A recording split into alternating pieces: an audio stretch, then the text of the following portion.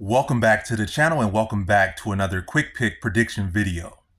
In this video, I'll be predicting the catchweight bout between Diego Lopes versus Dan Ige.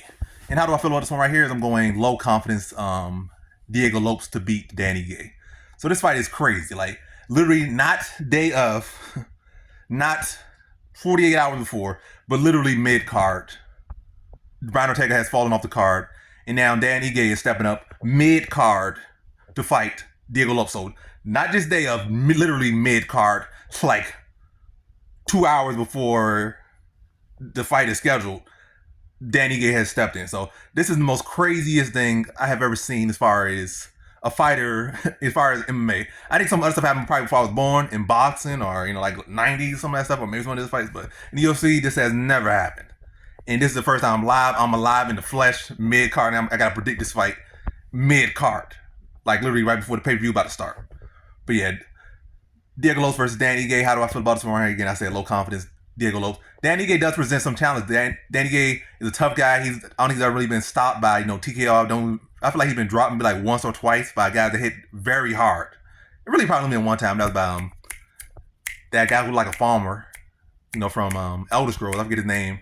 But that guy hits, Josh Emmett hits incredibly hard, and that was the only time he's been dropped, and he still got up there and fought a very competitive fight. I think that went to the split decision, I believe. So Dan Ige has a tough chin, he has a heart, and it all makes sense. Like, he's stepping on short notice like this. So we know the guy's a BMF, we know this guy's tough, so it shows in his fights and it shows in his actions. So I think he's going to be there for 15 minutes. I think it's going to be a good, scrappy fight. That's why my confidence is low. It's not like he going in with a guy who ain't got no grappling, he ain't going in with no chinny guy. Dan Ige, in my opinion, is the best guy he has fought to this date. So, well, not more than Movsar Evloev, but he's more dangerous than Movsar Evloev for him because he has actual knockout. Evloev is just a decisionator. But Dan Ige can turn the light out. Dan Ige could potentially submit him, and Lopes could do the same thing to him. So it's like a much more dangerous fight. It's not his best opponent, but his definitely if he wins, this is his biggest win for either guy. To be honest, it'll be either guy's biggest win at this point. But I gotta go with Diego Lopes. He was the one who was training to fight today. Dan Ige is stepping on short notice. And Dan Ige has shown up a lot on these short notice type fights and stuff. He's always been that type of guy. This is the craziest one by far for anyone I've seen, by far. But I feel like when he steps on these short notice, like he steps up, he shows a good account for himself, but like he just comes up short. So yes, it's good. He's gonna make some money. He's gonna win some fans, but I feel like he's gonna get another loss. But again, low confidence because it could go either way. I feel like Diego Lopes gonna probably be more output. Dan Ige gonna be probably looking for the big shot more often than not. And I feel like Lopes is gonna be able to get the better of the grappling, get the better positions out there, and maybe use attack submissions to get positions.